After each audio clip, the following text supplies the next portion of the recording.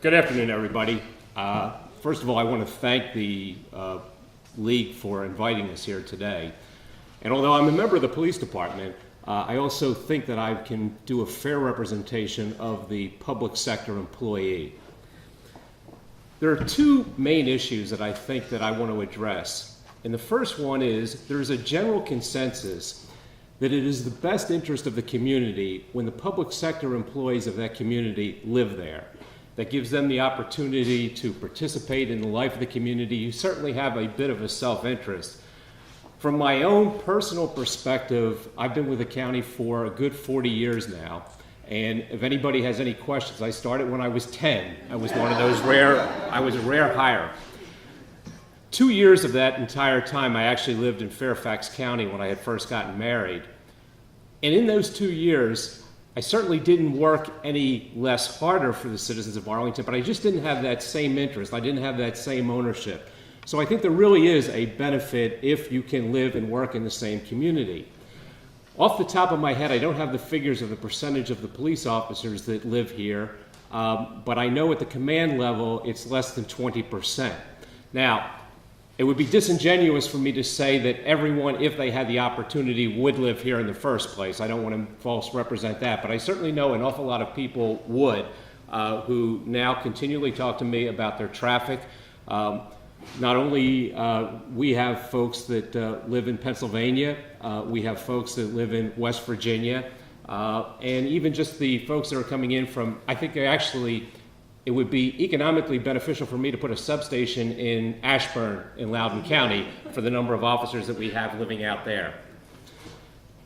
The other issue, though, is an issue that you might think that this doesn't have anything to do directly with what we're talking about, but from the law enforcement perspective in the United States, we're suffering, and this is actually universal, it's nothing to do with Arlington directly, we're having a terrible recruitment problem and we're having a terrible retention problem.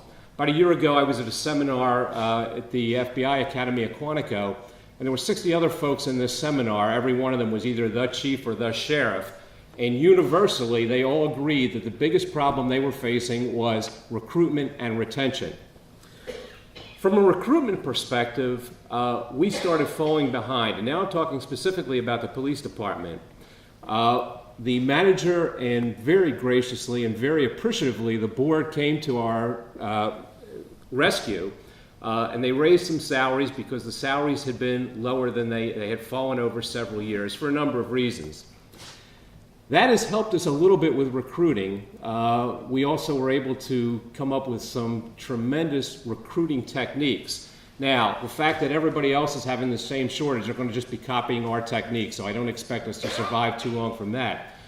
But the real issue now that we haven't been able to address is retention. I believe in fiscal year 2018, if memory serves me correct, we lost 30 officers not due to retirement. And they weren't leaving because they didn't like working with us. They weren't leaving because they didn't like the community. They were leaving because they had started out of college, they perhaps lived in an apartment here, they started having families, the growth, they needed more additional room, and they just couldn't possibly afford to stay here in Arlington, and they moved to all these various places. Retention, though, is a two-pronged thing. I did a little bit of off the back of the envelope calculating the other day.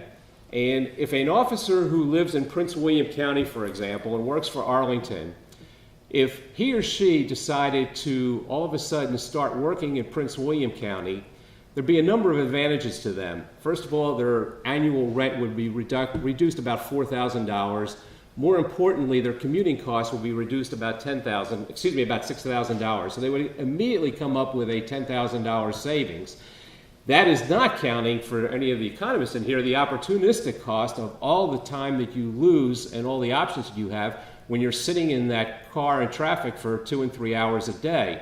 Public safety folks have problems with scheduling anyway, as we all well know, by the fact that we have to be there 24 hours a day, 7 days a week. You miss some of the baseball games, you miss some of the soccer games, but you miss a whole lot more when you're wasting 10 and 15 hours a week in traffic. So from a number of perspectives, if there was an increase in this middle-income housing from Arlington, it would certainly, to some extent, help and mitigate. There's also the other economic incentive. We've come up with some calculations that every time that we have to replace an officer, this is an incredible cost, but the cost comes out to about $200,000. You start saving enough officers and we can start seeing some, as Senator Dirksen said, it starts adding up to making some money. More problematic, when I hire somebody, they're not really we can't count them for at least a full year for the required training, etc. But realistically, to have those interpersonal skills, to know the community, to be able to deal with the community in the manner that our community expects us, it takes 3 or 4 years. So what I'm effectively doing when I'm losing all these people, I'm continuing to hire a group of people that once they're perfect, they're not here anymore. And that is a very tragic thing. And it's a loss for everybody, and it's certainly a loss for the community. On this afternoon that we ended up having much better weather than I think we all originally thought, I don't want to take up a whole lot more of your time. Afterwards, if there's any questions, I'll certainly be able to answer them. But I think that this topic here is very germane for a number of reasons, and not only for the police department, but certainly for the fire department, the teachers that are involved in here, all those folks that we really need to make it a successful community and to continue it as a successful community. We really need at least a few of them to stay here and a few of them to live here. Thank you all very much. Appreciate your time.